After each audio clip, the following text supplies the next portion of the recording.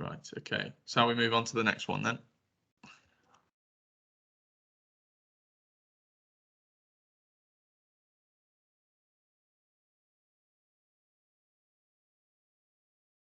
I guess this applies only to the people that have read it.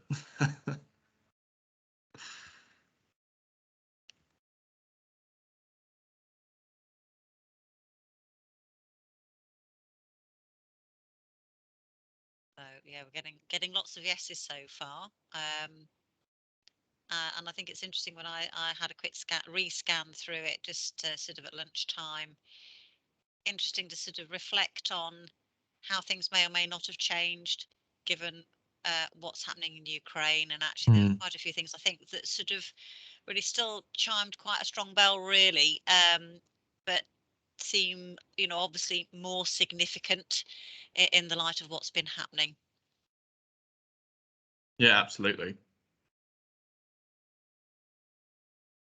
So interesting. Did you find it? Well, everybody's saying yes who's answered so far. Yeah, should we move on to the next one then, I think? And whilst we're doing this, how many questions have we got?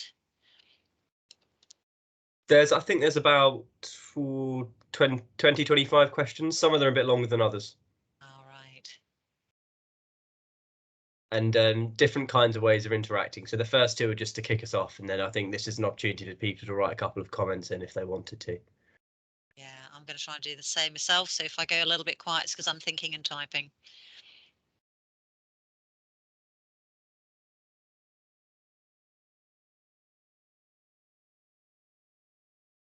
Yeah, I've just done the same thing.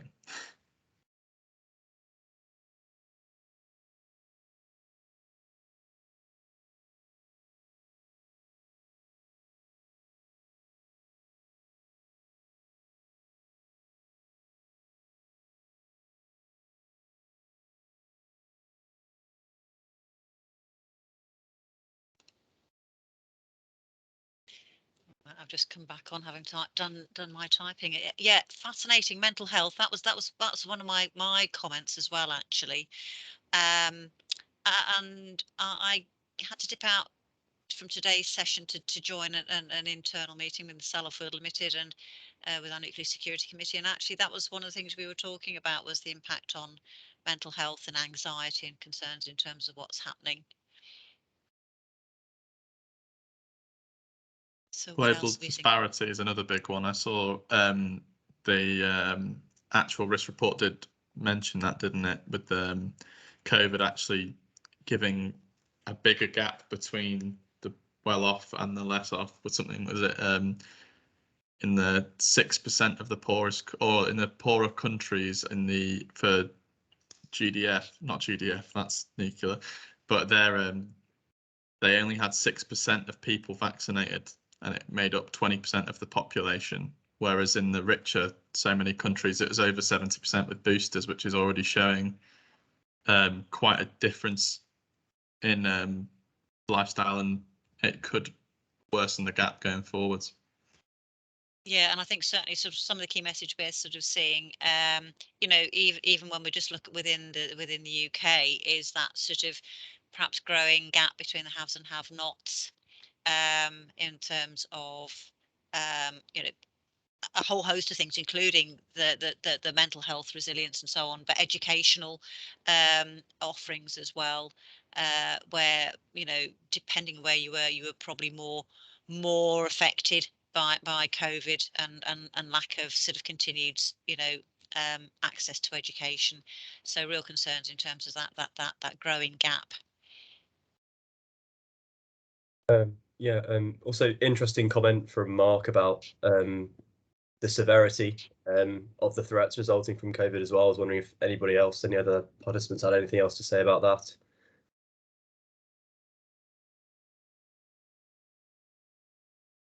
Yes, and definitely, people, if you want to put anything in the chat line, please do, because I think we'll get more information about what people are thinking. But yeah, I mean, obviously, significant loss of life.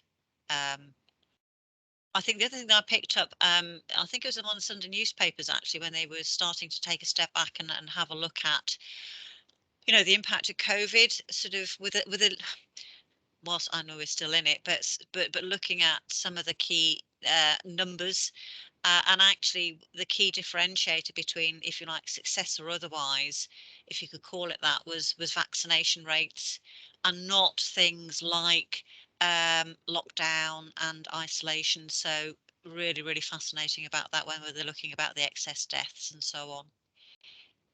Yeah, an interesting comment from Alice is she read the severe as probability times impact, so would still rate mental health as one of the most severe, which is, I think, quite an interesting point. Okay, are we good to go on to the next question? Looks like it's sort of settled down now, hasn't it? Yeah.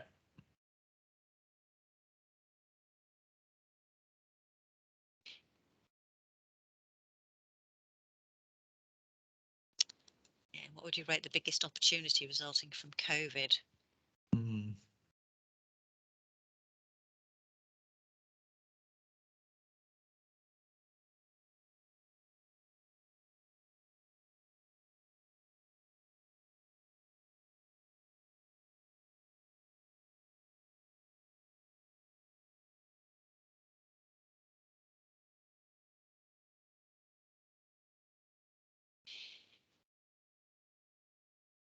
Yeah, I'll just sort of come back onto the main screen, having typed my views in.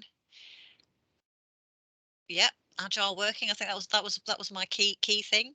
Yeah, working from home, remote working, reduced travel.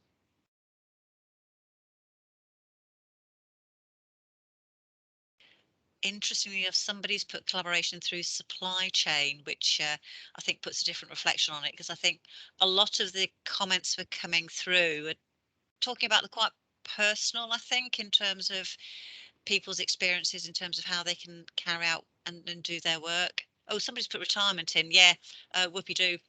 Count me in on that one. But yes, it is interesting, the retirement piece. I think we may not be the only ones where we sit in Sellafield, but I think there's been at the beginning, people chose not to retire because actually there were very little options in terms of what you could do with your time. And we were, you know, deliberately not socializing, deliberately keeping away from our friends and family, especially those in the vulnerable category. And I think now people are starting to think about the what ifs, and perhaps, you know, reevaluating their work-life balance. It's an interesting. I saw something about family time or working from home, but since I started my career during COVID, I've known no different. So it's quite interesting to know that's an opportunity, because I would know nothing else. And I'm just picking up on other aspects people are noting in terms of opportunities, building resilience. And I think, well, interesting enough, I think this is really talking to the rationale for having this particular event. You know, we thought it was a good idea to set this up so that we could really start to focus on not just all the good stuff we did at the beginning of COVID and during COVID to try and support ourselves, both from a, you know, work and home point of view, but how we keep that, how we bottle that ability to consider about how we can improve resilience to deal with anything that life might throw at us. So I think, you know, yeah, absolutely, if we can carry on that focus on our ability to drive through greater resilience because of what we've been through, has got to be the right thing to do. And what we don't want to do is to slide backwards into thinking, yeah, business continuity, put it on a put the paper on work on a shelf and never think about it. um, so the other thing that I can spot is reduce the north-south divide. um, so sort of living vaguely north, not as north as some of my colleagues who are further up north than I am, but even so, anything that could support that smoothing of that divide, I think's got to be welcome. I'm not sure whether I quite see it as yet, um, but I'd be interested to see anybody's comments on that particular one. So no, funnily enough, I wrote that one, and I saw that as an unrecognised opportunity, something at the beginning of COVID I thought might show itself, and Yeah. yeah, it's not really. But definitely there. Absolutely. I hear what you say there, Dan, and I think that would be fantastic if we can actually use the experience we've had to really drive through that opportunity. Okay, I think we've come to the end of people's comments on that. Very interesting, but on to the next one then. Yeah, and what's the most important lesson you have learned from COVID?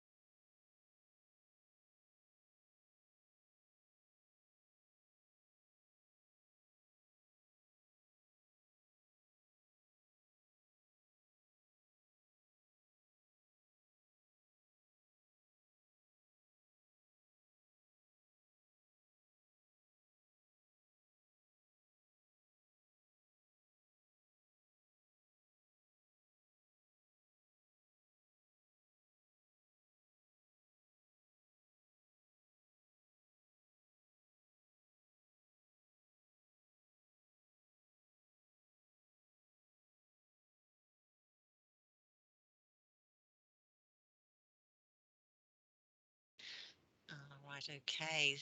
Comments are coming through.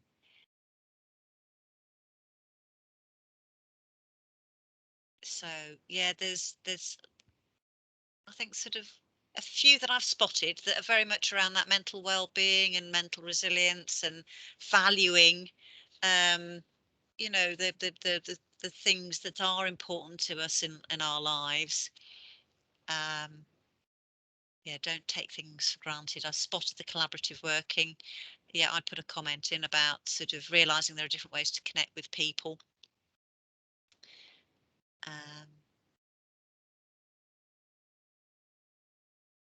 I think that's a good one. Change can happen quickly if there's a compelling driver for it. It's very true. Yes.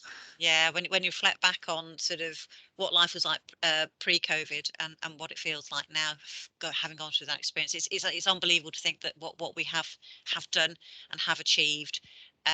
So it just goes to show the art of the possible.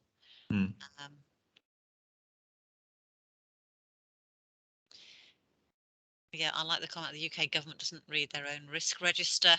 So it was, yeah, sort of perhaps you know, that wider perspective of, you know, that are we pitching what it is that we're doing collectively, both nationally and more locally, in terms of those top risks, and perhaps can we work more seamlessly and more connectedly in dealing with those. I think that seems to be slowing down now. Should we move on to the next one?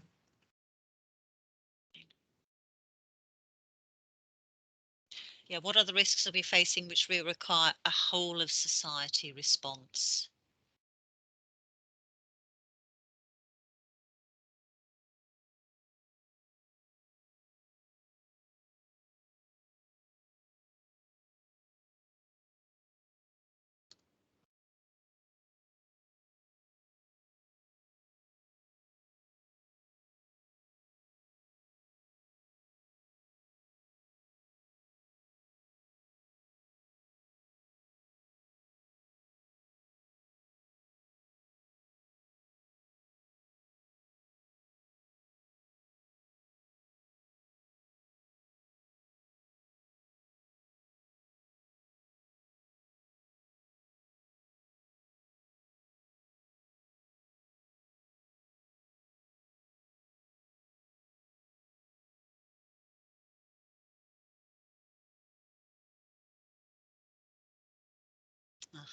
Yeah, I've just come back to the screen, and actually just whilst people are putting their comments in, these slides that are being developed as part of these, you know, these word maps, are we being able to capture those and retain those, if for us to go back and have a further look if we want to post the event?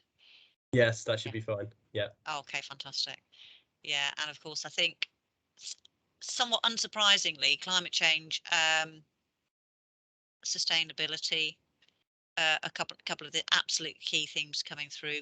Mental health crisis. So yeah, that's interesting. We touched upon that earlier on. Health poverty. Yes, I'm just trying to look to see. Yes, the inequality. Oh, somebody's put aging population. Yeah, that's a significant thing, certainly in terms of, you know, some countries where we you know we will have a larger proportion of people in that demographic. Yes, and just sort of I can see that energy security very pertinent considering where we are at the minute and the impact of the crisis in Ukraine. So interesting. I think some, with a lot of these things, I think we're starting to see some, real commonality, but other stuff as well, which I think is really useful. We don't want just a group think where we just all think the same thing. So we are good for the next one, and I think we're okay on time still, aren't we? Yeah, all good for time at the moment. Okay, so what should our organisations be doing to promote a whole of society response capability? Bit of a loaded question, that one. Might not have enough space to type your answer in. Yes. Okay. A good comment from Mark in the comments is just war and climate change are not new. We have been facing these for decades, which I guess feels fairly relevant for today's session. Weren't being not prepared.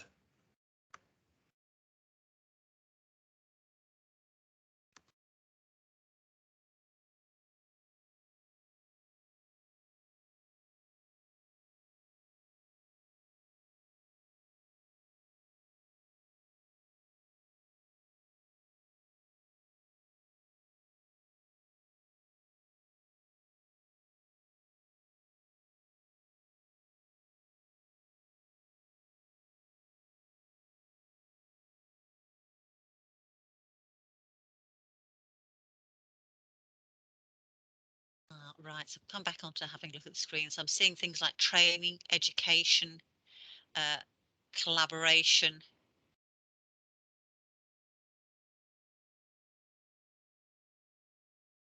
Yeah, collaboration popping up again then. Listening, valuing all opinions and that in decision making. Yeah, having that longer term view. So not just the here and now, not just the tactical, but considering the strategic view as well.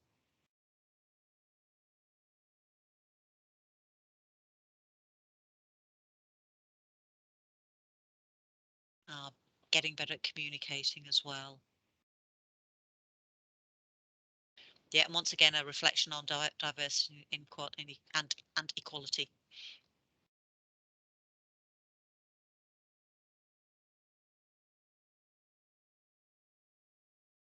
So I think some common themes there, but some other once again, some interesting other reflections as well that we can layer into this. Yeah, somebody's put support career paths, which is quite interesting. I'm not sure I quite see where that's coming from, but that's probably me being extremely dim. Comment about sustainability in every respect. Yeah, sort of it's not just certain aspects of our lives or our work. Needs to be part of embedded in everything that we do.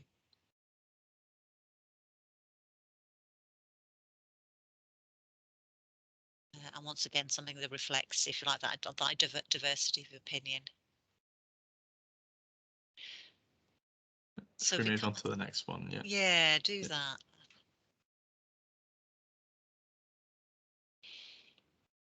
In what order would you put the top World Economic Forum risks over the next couple of years? So how do we answer that? Do we given a number? So you've got the top 10 there. and then you have to kind of reorder them in what you think would be the right order for them. Oh, thank you. Thanks for that advice.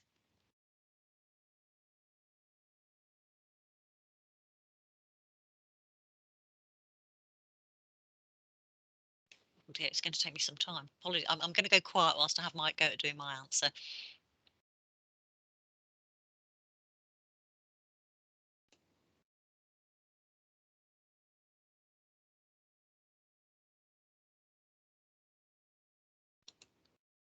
I think I may have done it wrong, but I voted for climate action failure for first and then didn't do any of the others. So apologies. The mentee is very forgiving, so even if you only vote for a couple, we should get something to talk about. Yeah.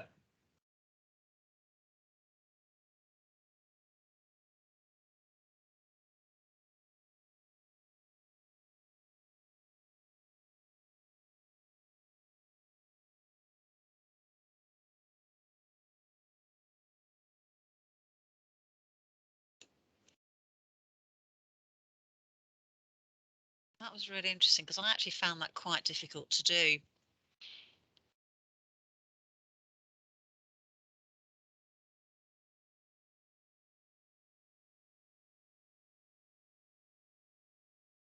And we may still be waiting for a few more answers to come in. I mean, it looks like it's settled down a little bit. Oh no, there's still a few. Yeah, so interesting enough. Oh, cybersecurity and extreme weather have just swapped places, I think. We've got in 6th and 7th place, very close together, and in 8th, we've got social cohesion, debt crises, and infectious diseases. And then at the bottom one, very close together, digital inequality and asset bubble burst. Top one, climate action failure. Yeah, for me, that was the obvious one, I have to say. But next one, which is very close, mental health deterioration. And then cybersecurity is certainly one of the top ones that we've been talking about for a number of reasons, not least what's happening in the Ukraine. Yeah, but interesting enough, infectious diseases, given the fact that we've just been through the COVID pandemic, Yeah. Perhaps we feel as if we're a bit more resilient on that. Yes, interesting, because that's now down in 8th position. So perhaps it is a case of, yeah, we are actually more resilient, or perhaps it's we've been there, done that, we're on to the next thing we think that might happen. Yeah, wonder sort of, how much of a human element is involved in all of these sort of ranking. And I guess thinking back to Andy Buchan's presentation first thing this morning, it is very a key factor in terms of understanding those risks and understanding their impacts. Very difficult to completely eradicate the human element of it. So, okay, I think it looks like we've come to an end on that. It doesn't look like it's moving much, but yeah, interesting that we've got climate action failure just at the top, shortly followed by mental health deterioration. Very, Yeah. very fascinating. Really interested in that. More food for thought, and yeah, it's something. It's an area that can affect us quite severely, and in all aspects of our lives. Okay, on to the next question, please. Sure.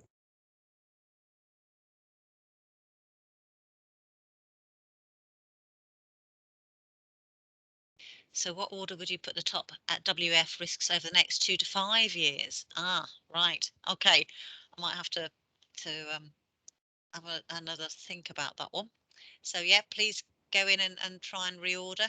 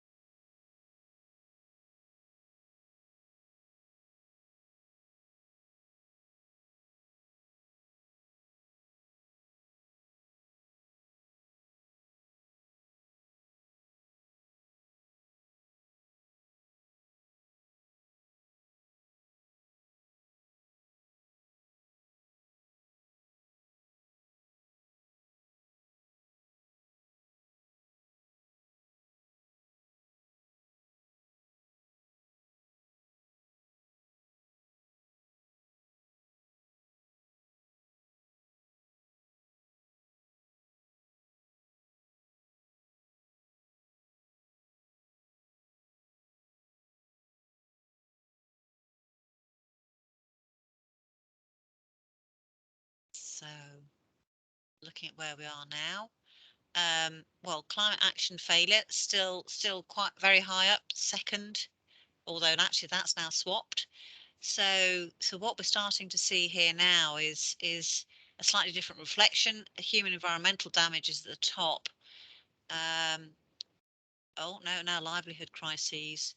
So that is interesting, and I'm guessing part of that is that collectively we'll have, well, certainly in the UK we've had Brexit, we've had COVID, we're now collectively feeling the impact of the Ukrainian crisis, and I think that's going to have ramifications that last way beyond, hopefully, the end of the war, which shouldn't last for a significant amount of time, but certainly the impact on that in terms of livelihood is likely to carry on, I'm guessing. And then we've got the human environmental damage, and then climate action failure. I think Mark Roberts has made quite a good point, which is the World Economic Forum identifies risk initiate as well, but not necessarily the scale as to what risks might escalate to become.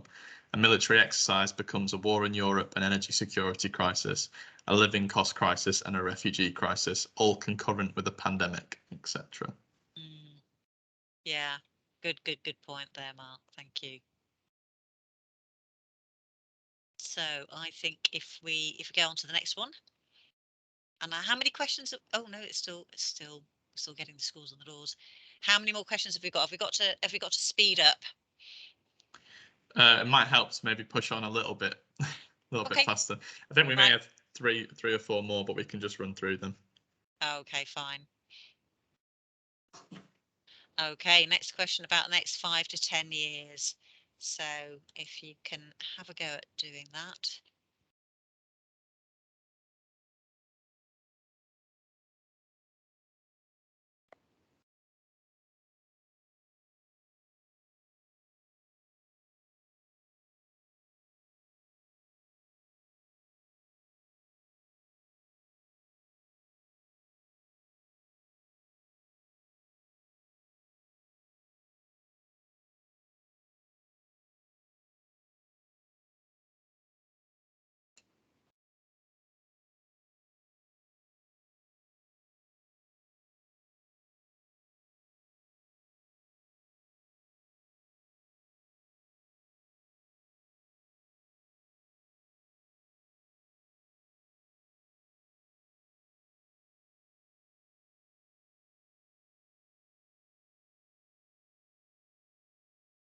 So how's it looking?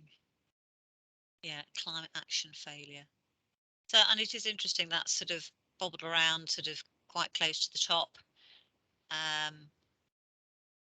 And, it seems to be coming out the clear winner here. I think perhaps if we're looking over the slightly longer term, I think that's possibly a view that by that stage, that is going to be the top risk. And almost linking into what Mark was saying for the previous slides, from that we will get extreme weather. Potentially that might drive involuntary migration. There might be some other aspects that come out of that stem from climate action failure.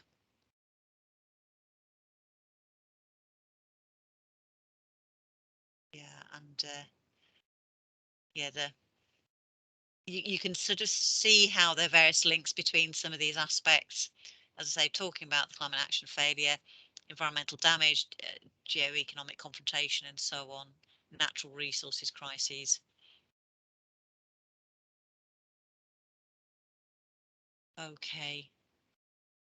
Does that? I wonder if that's looking like we've got all the schools on the doors. Yeah. Okay, let's go for the next one.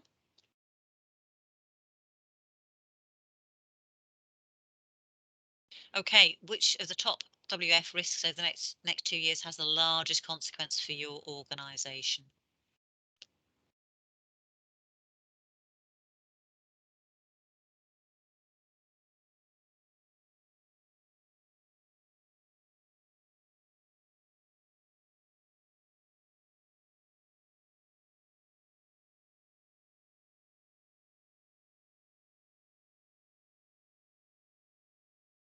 Looks like we've got a clear winner. Yeah, well, yes, I was going to say, interesting.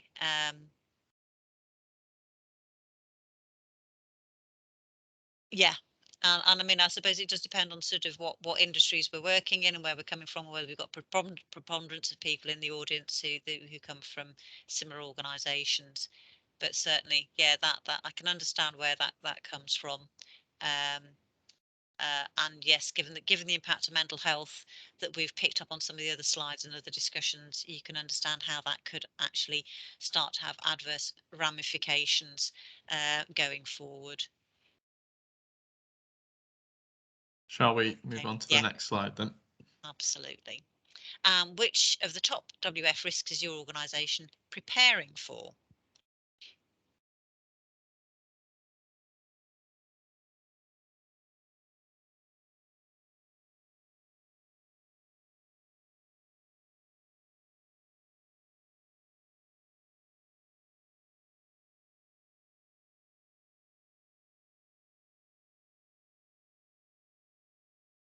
I can't tell if no answers is what people's thoughts are, or if that's just people taking time. Well, it could be because I'm having a filling it out, and I've just filled out one suggestion.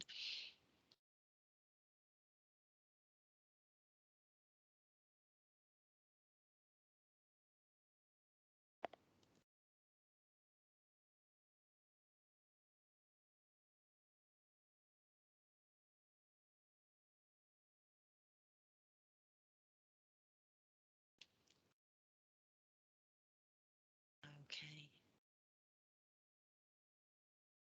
Yeah, once again, cyber's coming in various different forms on this, including the middle one of this word map. Mental health, it's in there as well. Climate change, asset sustainability, that's an interesting one. Geopolitical tensions and so on.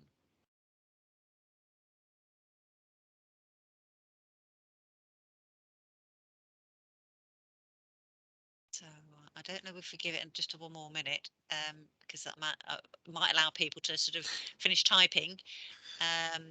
But whilst they're doing that there, Dan or Sarosh, how are we doing on questions? Are we nearly there? I think we may have a few more, to be honest. So it might be that we just call it a day at some point, and then I'm happy for you to sort of manage this process there, Dan. If you think we need to draw stumps in the next question or two, that's fine. Yeah, I think maybe this is quite a good one to leave it on, because I know we've got Chris with us now, so it'd be good to get going with the next one, I think, if everyone's happy with that. Yeah, that's fine. I think as far as I'm concerned, I think fascinating to have done that. Really interesting. As I say, hopefully we can do something with the output from that. Yeah. And perhaps do some sort of analysis. So thank you very much. Yeah, it'll be interesting to see what differs with the time spans for the risks as well. I'm looking forward to seeing on one page. So yeah, it was difficult to analyse it when it was one question after another. Okay. Well, yeah, thanks very much for coming along, Sarosh, to man the tech, because I would have no chance if it was just me on my own. So that's really appreciated. And if we now let Chris take it away, if you want to share your screen, Chris, and feel free to introduce yourself and get going whenever. Thank you very much, Daniel. Yeah, so I'll just share the screen and then get going.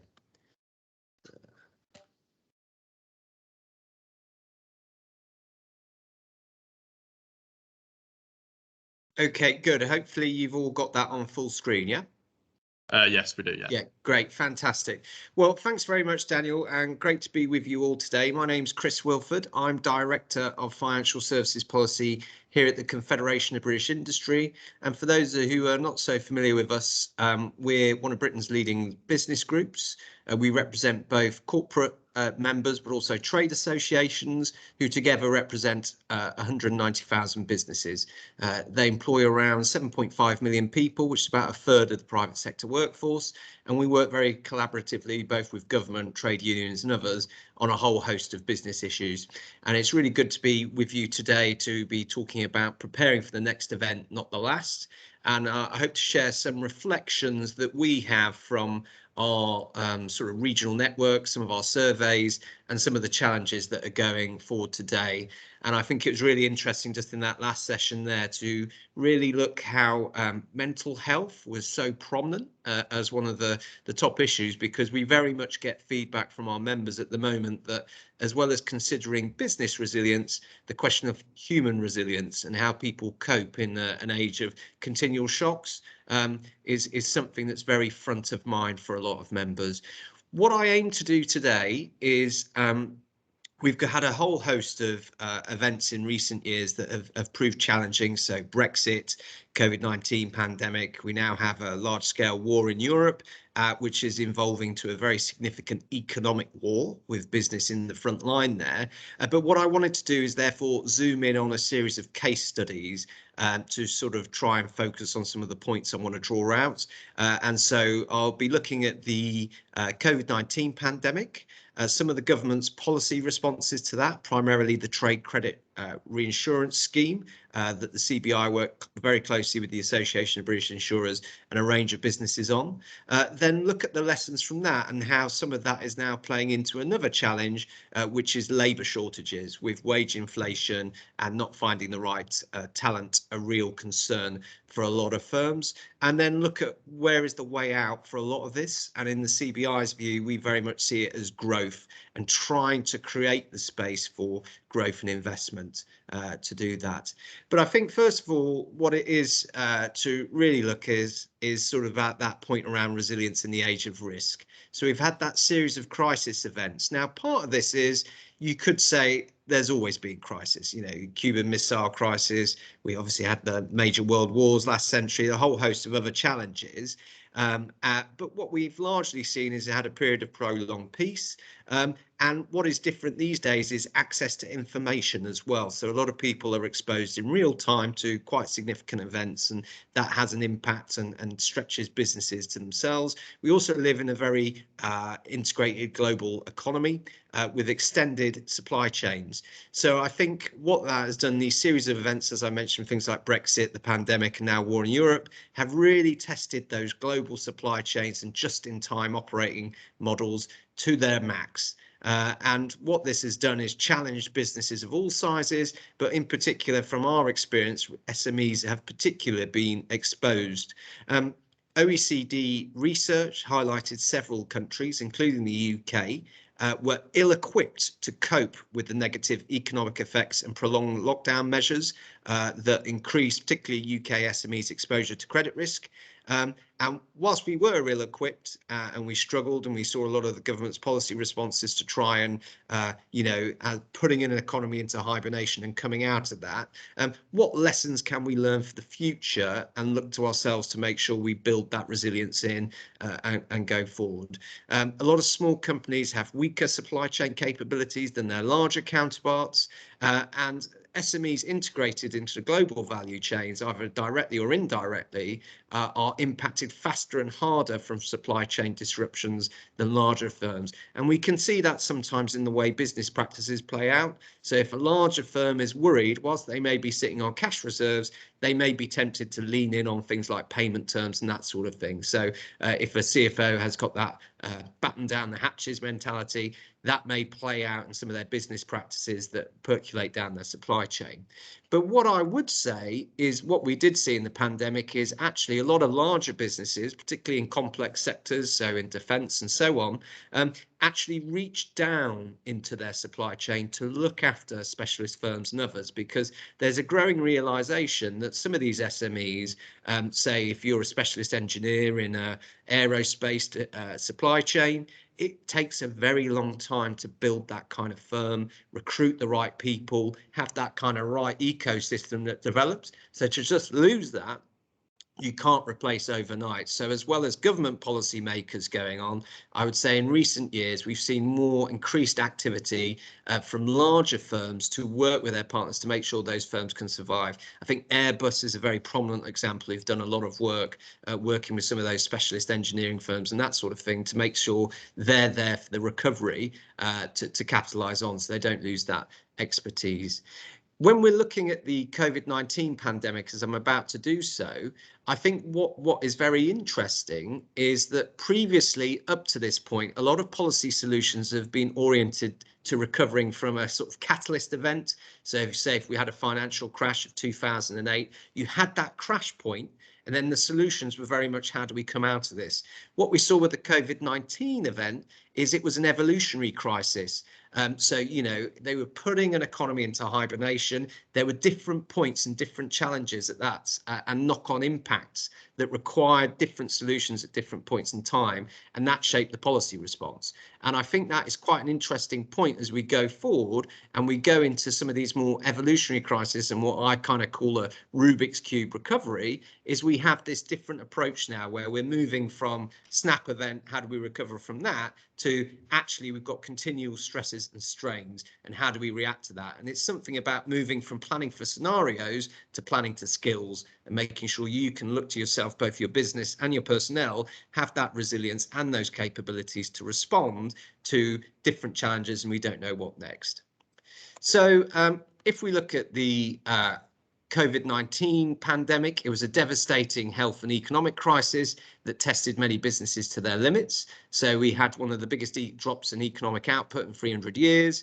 Many of us as well, you know, we've all been locked down, coped with that, had our sort of social lives restricted, relentless flow of information as well, which has very much played out into how people have engaged with each other and with news and with their employers throughout this time. So it's been a big strain across a whole host of areas. But we also saw unprecedented government levels of support, including the picture there, you can see our former Director General, Dame Carolyn Fairbairn, the Trade Union Congress's Francis O'Grady, and the Chancellor there on the plan for jobs. We saw a huge effort from government, because what they were doing is, because they'd sort of ordered the economy effectively to shut down when they'd ordered everyone to stay at home, they were therefore, well, hang on, how do we mitigate against massive unemployment?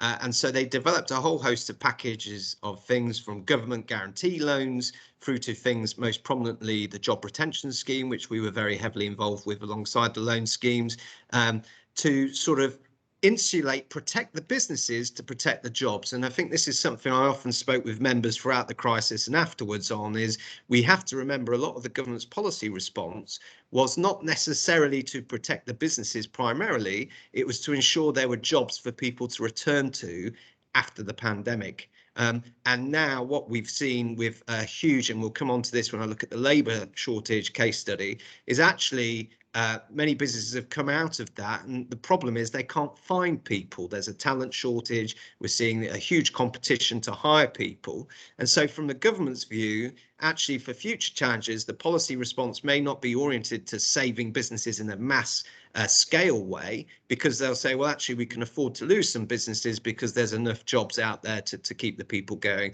So that's just an interesting reflection on what may happen as we go into the supply chain and war in Ukraine sort of implications afterwards. But anyway, so we saw this huge response, huge economic impact. And what we saw is actually it led to a step change in resilience.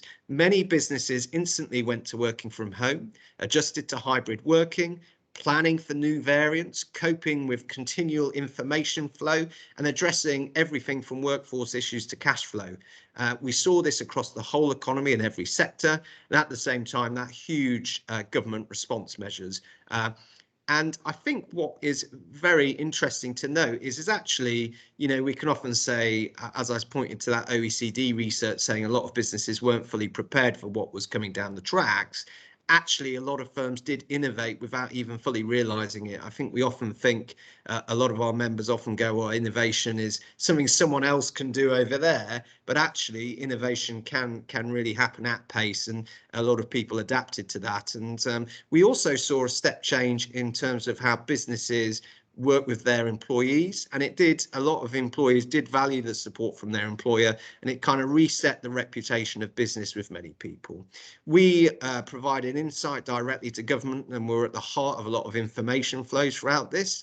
And we've also seen, as well as that, innovation at a business level with people learning new skills, adapting to new operating models. We also saw innovation at pace with the historic vaccine development and rollout, with government and industry collaborating very much together. And we often call on government for, an effective industrial strategy, calling for that long-term investment. Well, we very much saw that with the vaccine development and rollout, where government effectively invested in creating huge VATs, new factories, new resources, where the UK now has one of the best sort of vaccine production capabilities in the world. So very interesting, at pace we can make these things happen without necessarily planning to do so. And they sort of happen because of the circumstances. We found we had the resilience and tools to do that together, and there we go. What I wanted to zero in on is a particular example of support. So rather than the low schemes or job retention scheme, one area where we were quite involved with, and it is quite relevant to business resilience, was trade credit insurance. Trade credit insurance plays an important role in a lot of supply chains of underpinning different transactions, and we at the CBI work very closely with the ABI and a lot of our members who are impacted by this to secure a £10 billion reinsurance guarantee from the UK government, because that market was effectively going to end overnight, and it would have led to a collapse in various supply chains and other things that we needed to remain functioning to keep fundamentals in the economy going. So if we look at the UK trade credit insurance market, it's around £365 billion a year. 600,000 UK company buyers are insured. There's 1.4 million separate credit limits in place, with nearly 14,000 TCI policies in force. And as I said, it plays a really important role both in underpinning trading relationships domestically and overseas, but also plays an important role in aspects of the finance market, things like invoice finance and that sort of thing, asset-based finance as well, underpinned by parts of TCI. So as I said, it plays that really important role. Insurers were reducing credit limits or looking to withdraw coverage altogether, and this would have had a significant impact on a lot of businesses' cash flow. And I think it's important when we look at cash flow, it's not just a matter of loans and other things and finance. Actually, cash flow is a balance, and there's other factors such as insurance and things that go into how people manage their balance sheets and that sort of thing. And, a lot of 40% of SMEs which are insured use trade credit to secure bank financing as well. So the things are very closely related. So our view was you could have had the job retention scheme and the loan schemes fully functioning, but without things like TCI, it would have unsettled that balance and led to a lot of businesses going under. And it would also have resulted to a collapse in trust in supply chain. So damaging some of those relationships that we would need beyond the crisis to keep functioning. So that was the challenge, and our members were hurting across a range of different sectors, everything from hospitality to metal forming, as well as chemical industries, food and drink, and advertising as well. So you can see there we had one specialist metal manufacturer in the Northwest told by their credit insurers that their credit limits were going to be cut by 75% as a precautionary measure, and a transport engineering company from Yorkshire receiving daily emails from their credit insurer that they were going to withdraw all cover. Now, part of the challenge here as well is the trade credit insurance market, as well as having that direct impact with the economic shock from the pandemic, doing that, it also revealed other issues in that because over very many years, we didn't have any major domestic trade credit insurance providers. So all the UK companies providing this were owned by EU-based entities.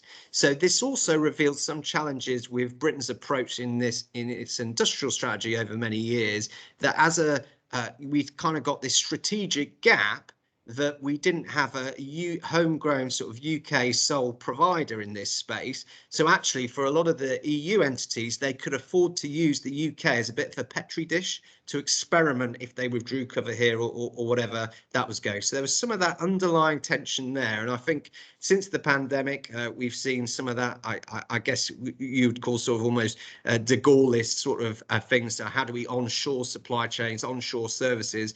I think the pandemic did reveal some of these resilience challenges, and that actually sometimes you do need a domestic provider active in some of these spaces. That said, we will reach the solution and we remain very close with the partners and that sort of thing. But this is another factor behind the scenes for a lot of policymakers that was there. Another complicating factor, and I won't go into it fully here, was actually because we'd left the European Union, all of our COVID support schemes were being run off so we have the EU state aid framework, but we didn't yet have the UK subsidies regime, which is still being developed, in place. So all of the UK's COVID support measures were being run off EU state aid frameworks. Now, as we know from recent memory, the relations between the UK government and the EU are probably quite strained at times, and therefore for the UK was having to go and get EU approval for some of its COVID support measures, well, all of them,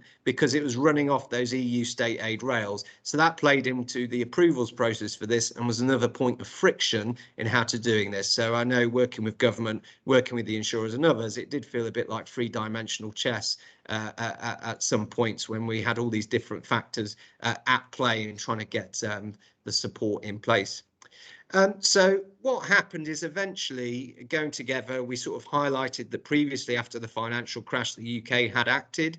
We pointed to some of the developments in Europe where other comparator countries were developing the right schemes, that actually we did need a scheme, and it was developed at pace with the government, and it resulted in a £10 billion guarantee scheme that covered the vast majority of trade credit insurance coverage across the UK and maintained that market. So it kept fully functioning. We work very closely and we're very pleased, particularly with our relationship with the trade credit insurance panel at the ABI.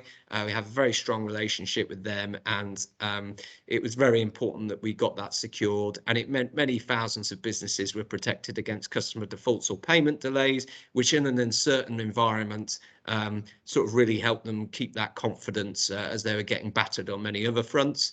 It was run on a temporary basis for 9 months, but we then did secure a subsequent extension. It has now it came to an end in the autumn of last year, but the market is relatively normalized and is still functioning for a lot of businesses. So we sort of see that as a successful policy intervention that really made a difference.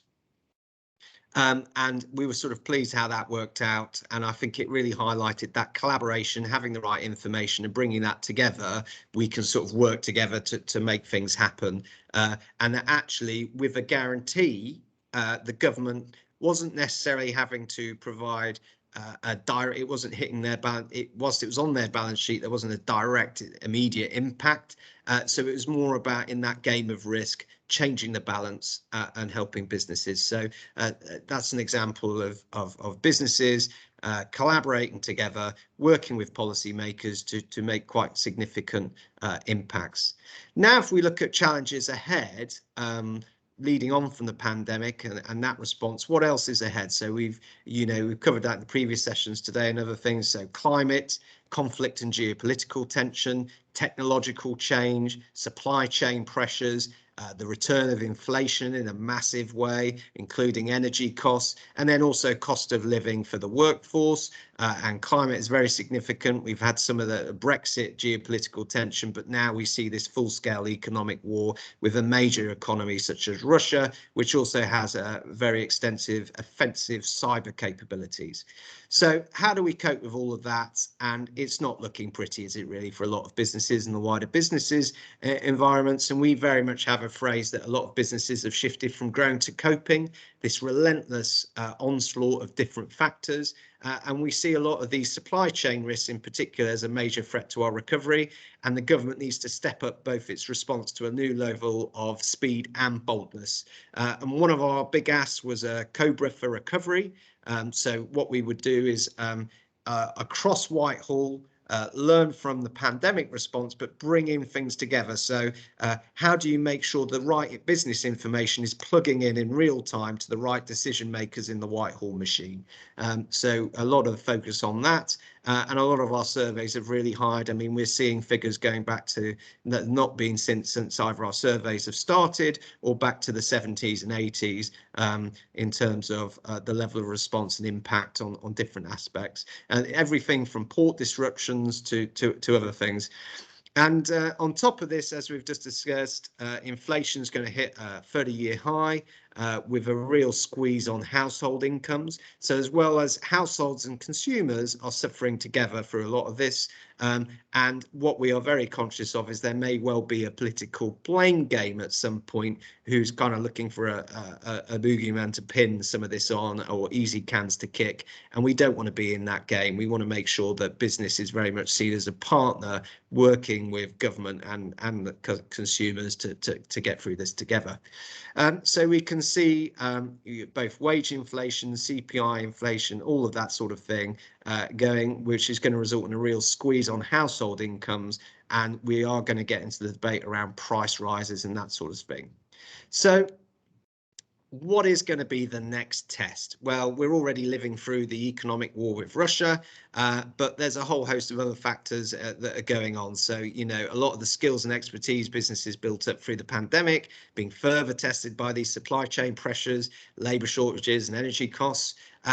And I think very much you cannot prepare for every eventuality, but you can look to your firm and make sure you're in the best possible shape with cash reserves, training and culture all playing a part. And I think part of this is making sure you have the right data and information and carving out the time to think. I know it sounds like an easy thing to say, but actually, how can you create that space where you can look ahead and you can start those conversations? So if you do have the right data and information to hand, you know your business is going to 6 months from now face a crunch point where your debt repayments, there's a rental change or something like that. It's all going to happen at the same time. Who do you need to be speaking to, and how do you start those conversations as soon as possible? So it's trying to carve out that space to plan ahead.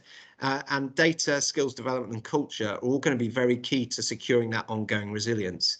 In partnership with the Bank of England and a consortium of universities led by the University of Nottingham, as well as Experian, the CBI has been engaged in a project to construct a novel pandemic risk index to quantify the pandemic risk exposure of each SME and develop a sort of program to how you can assess that. So at the moment, it's not so much a data gap, but a data challenge. How do you assess risk in an SME when they're consistently being battered by this? Do you need to look at things like management performance?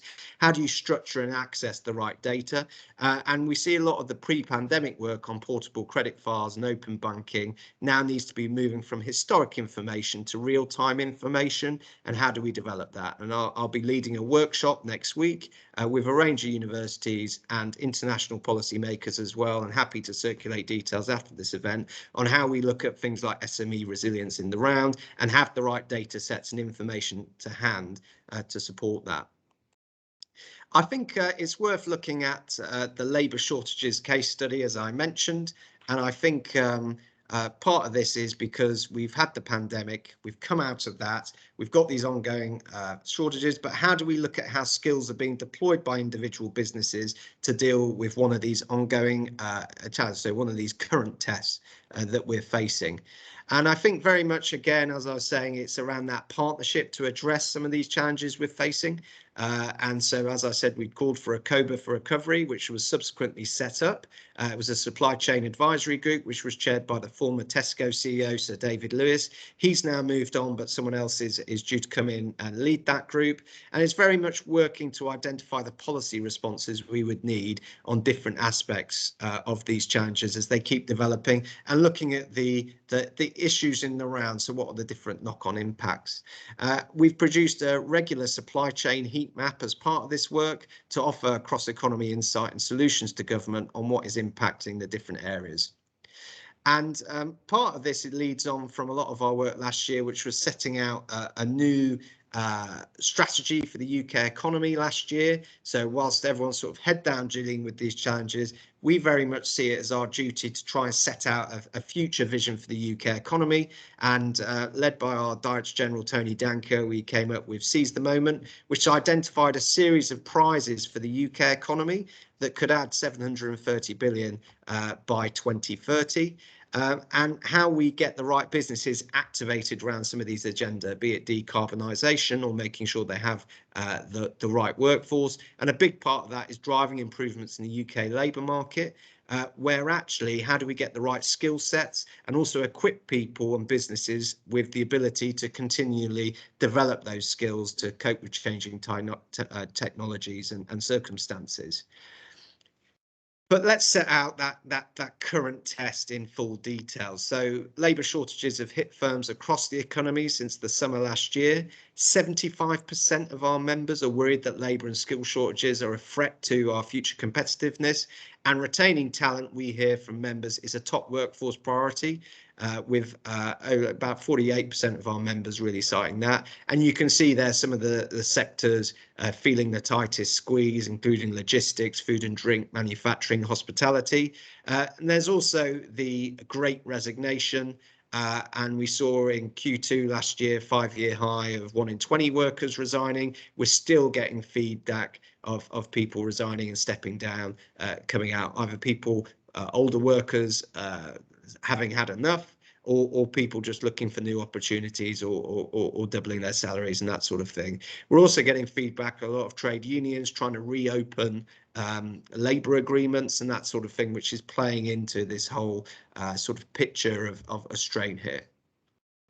And we think this is very much going to continue without joint action with government, trade unions, and ourselves. So, you know, how do we help people attract the right talent, but also keep them? And how do we look at sort of the impact of the pandemic in terms of talent pipelines unfolding? So a lot of young people staying in education, putting off entering the workforce. But when they do join the workforce, it's often in a virtual environment, and businesses are finding it hard to create that stickiness, that culture to keep people engaged. And we also continually hear about skill shortages and the challenge there. So you can't find people with the right skills, but the staff you do have are so stretched, they don't necessarily have the time to create that training and environment. So how do you create that space and other things to help going there? Well, I think we've put forward a lot of examples. So I mentioned that Cobra style task force. I think very much targeting skills funds to shortage occupations and high growth areas, and exploring ways to make training more agile while ensuring it has the right quality. And part of that is also looking at how we can evolve the apprenticeship levy. We have a lot of frustration from members who see it as unwieldy and not being something that they can really sort of input with. And so how can we adapt that to make it more relevant to the needs of employers? And how do we modernise R&D and innovation support? And we also need further childcare to be looked at in a major way. But there is also some hard truths for businesses, right? So, you know, often I think businesses want ready-made employees. And how do you sort of actually say, well, you do need to take on, but you do also have your own responsibility for skills development. And so how do we really improve productivity, use the right technology and unlock investment to become more productive? And how do we keep that investment keeping pace with the need? And you can see we sort of lagged both in Europe, but also against places like the US. So we really need to keep going and also make that investment in R&D. And so a range of business-led solutions alongside government solutions will help meet the challenge there. So how do you redesign jobs? So increasing things like flexible working. How do you embed diversity and inclusion strategies to attract the right talent from across society? Improve the brand image of your business and other things to make sure people want to come in and be part of that, as well as investing in pay and conditions and other things to do that. And a big one we're hearing as well is employee value propositions to make sure there's features that are attractive to your workforce demographic. It's also a game of technology and making sure people are investing in the right things. As I said, the pandemic saw a lot of people move to home working and other things. We're hearing from a lot of members, actually, they're carrying that on, investing in new systems, new technologies that help them do things. We heard anecdotally a lot of food and drink manufacturers where they're not finding the right labour have therefore invested in their supply chains and new things to do jobs that they can't do if they don't have the people. Now they can do them with the right machinery and that things. But then also that leads to a question, then you need to invest in the skills that you have the people that can operate those new technologies effectively. There's some examples about around leadership as well and investing in those skilling things. So again, it all comes down to that culture, creating that space to plan and train, and then also do it. So government needs its solutions, but there also needs to be business-led solutions that can help maintain progress. And we've got a lot of examples of some of our members who are really doing a lot of work. So you can see their use of things like new technologies, software, new skills hubs, and then also, you know, things like the use of new robots and other stuff to do that, and really trying to engage employees for new initiatives where we're in this hybrid world. How do you build that culture and how do you sort of really sort of get that going? And you can see there that example from Scottish Power of really trying to retain a lot of that knowledge that you would otherwise lose from older workers, getting them embedded and trying to pass on some of that knowledge. We also think going forward, so that's an example of the labour shortages of governments working together with businesses and businesses looking to their own approach, investment in technology, skills and culture to try and deal with that current test. But then also now we look ahead to other things ahead, and another example would be the cost of living crisis, which is tied in. So wage inflation is in turn putting extra strain on businesses' cash flow, which in turn is then leading to rising prices and other things. And we're into this spiral of challenges. And part of that is there's major reputational risks as if we're looking ahead. So one is that blame game I touched on earlier, where we would see businesses that have performed well, energy, financial services. Well, hang on, do we get into knee-jerk policy reaction where you put windfall taxes in and that sort of thing? Pay interventions, will we see that? Where we sort of you've seen the governor of the Bank of England calling for businesses to have wage restraint. Do we get into direct action there? But actually, we very much think that we need to be talking about those lessons we learned from the pandemic, those lessons we can see in the current test of the labour shortage, all around collaboration and growth and investment as ways to get out of this hole we can be in. And part of that is why we are running currently a Go for Growth campaign, which is really about, if we're going to build economic resilience in the UK, it's got to be about investment and supporting businesses to do that investment. Otherwise, we're going to be stuck in a trap of low growth and high taxes, where we're seeing like more government intervention rather than businesses having the freedom to do it. And so we've launched this campaign, particularly focused on calling for a permanent investment deduction, building on the super deduction, which saw a lot of our members make investment. How can we keep that going? We think a permanent investment deduction, we did a survey of members, could unlock £40 billion a year. And whilst we're all facing into these challenges at present, actually by planning for the future, incentivizing that investment in the future, we can face some of these head on. So that's a whistle-stop tour of some of the views of the current challenges. So I talked about the COVID-19 pandemic. I talked about some of the policy responses we had there and what could be learned from there, and what we need for the future, be it data, information, investment in new technologies, looking at training and culture, and above all, looking at that human resilience, how you can help your workforce adapt to some of these. Looked at some of the future challenges that are potentially coming down the track, and really stressed the importance of collaboration to try and help us deal with a lot of these challenges as we go ahead. So I hope that's been useful and interesting. I appreciate there was a lot to take in there, but look forward to any questions or dialogue as we go into the Q&A. Yeah, thanks very much, Chris. I know you sent me these slides out earlier, so if anyone would like them, I'll send you my email and you can ask for it. If anyone has any questions, could you please either put your hand up or just write them into the comment section? Thank you.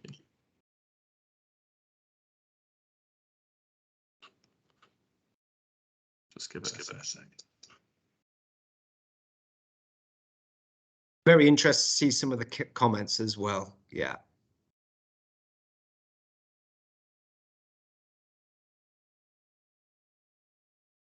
I think that Mark Roberts' point about relying on knowledgeable employees is very interesting. So we did see a lot of that in the pandemic, and you saw where people stepping up to the plate, being at the heart of the crisis response. We certainly had that here at the CBI. But then after the thing, they've now gone on, because they've then become more attractive sort of talent, they've been acquired, and therefore for the organisation, you've kind of lost that. You've lost those key players.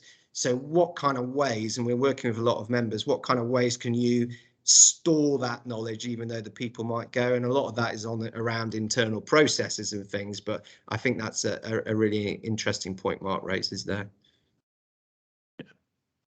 And I think that knowledge management point, yeah. And the behaviours is key to this. Yeah, it's not just skills, it is about that approach. Yep, so it's looking like people might not have any questions. So if that's the case, yeah, well, thanks very much, Chris. That was really, really interesting. And thanks for giving us some of your time. Oh, we do have a question. Yes, 1 second. Danielle. There you go, Danielle. Thanks. I was going to type, but I thought I'd ask. In terms of the Great Resignation and some of the other kind of, I don't know, major things that have happened as a result of the pandemic, have you looked any further at the causes of those? For example, I know a lot of companies kind of didn't really manage the pandemic well in terms of communication, what was happening, what their strategy was, and I think that led to a lot of uncertainty among employees that kind of might have contributed to that. So I know that anecdotally, just from people and businesses that I've worked with where that has happened. Did you do any sort of research into why those types of things happened? Yeah, I think that's a very interesting point, Danielle. So I think it is happening across a lot of developed economies, particularly in the West, this Great Resignation. I think the US has had a lot of prominent examples and other things. But in terms of the UK context, it's something we're still exploring. So part of that is challenges with some businesses in the way they communicated and managed their workforce. Part of it is also you've had a lot of people, as I've just said, developed new skills. They've become more attractive in the labour market and therefore resigned and gone on to bigger and better things. So that's another factor. There's also been some demographic issues. So what is interesting, if you look at countries like Canada and Japan, up until the recent years, they've had a lot of people retire from their sort of the workforce.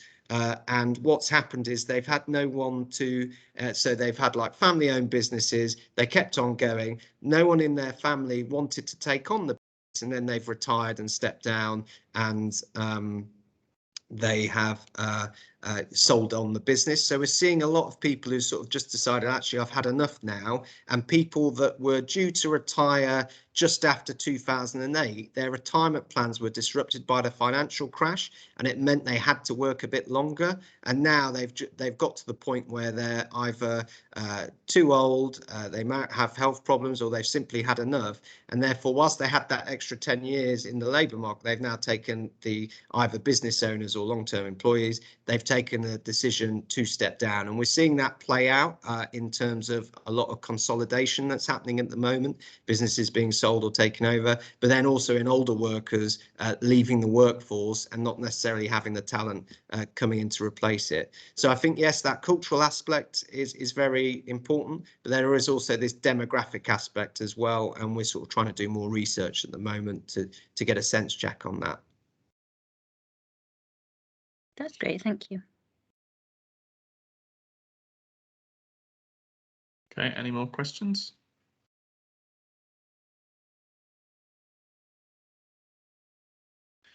Yeah, we've got a question from Andy. I don't know if you've seen this already, Chris, to save me from reading it out, but yeah, I very much so, around systems and dependencies until things go wrong. I think this is a lot of the thing that is around this whole just-in-time sort of operating models and other things, and that people don't understand the full complexities. So, for example, if we look at the current situation in Ukraine, Ukraine has actually become a very important data hub for a lot of British businesses in recent years. But also, whilst we don't have a direct challenge for them, relationship with them in terms of human food, they actually supply a lot of the animal feed in the UK comes from Ukraine. So if that source is gone, how are we going to feed the animals or find alternative supplies, which then may place pressure on replacement food sources for areas like the Middle East and other things. So food security is going to be a huge impact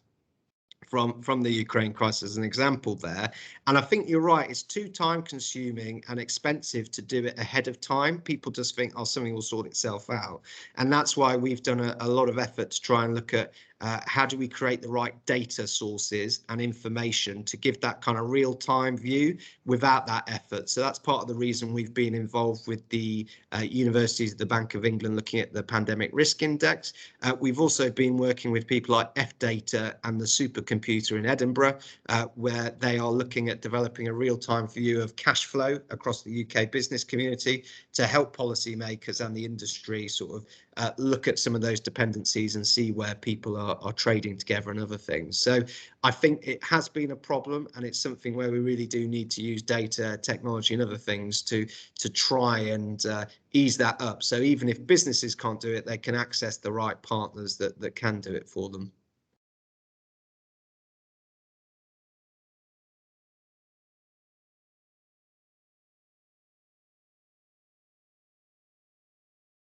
any more questions before we call it a day there then?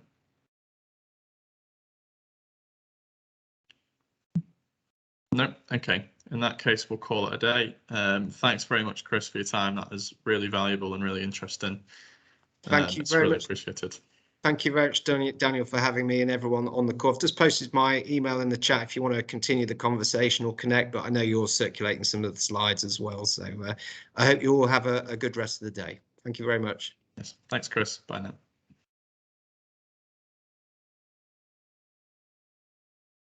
Okay, so that is everything we have on the agenda for today. So all that's left to do is to thank everyone for coming. I'd like to thank everyone who's helped. Oh, yeah, go for it, Mark. Sorry. It's all right, Dan. You complete your bit first, and then I'll jump in. That was all I was going to say, is to thank you for everyone to coming, and apologies about some of the technical difficulties. I hope it wasn't too jarring, and hopefully you all still enjoyed the event. And I'd just like to say that we are hoping to have an in-person event in July for the IRM on risk, appetite and tolerance. It'll be an anniversary for the last one. So just keep your eyes peeled for that. And that's everything I have to say. Thank you. Thanks, Dan. I just wanted to take a moment to thank you for all your hard work in the background to put today's event together, because I know you spent a lot of time over it, over weeks, if not months. So thanks for all your hard work and putting this together. Cheers, Dan. Thanks, Mark. Thanks very much. Okay, well, yeah, we'll call it a day there, and yeah, hopefully see you at the next event. Thanks very much, Dan. Thank you. Take care.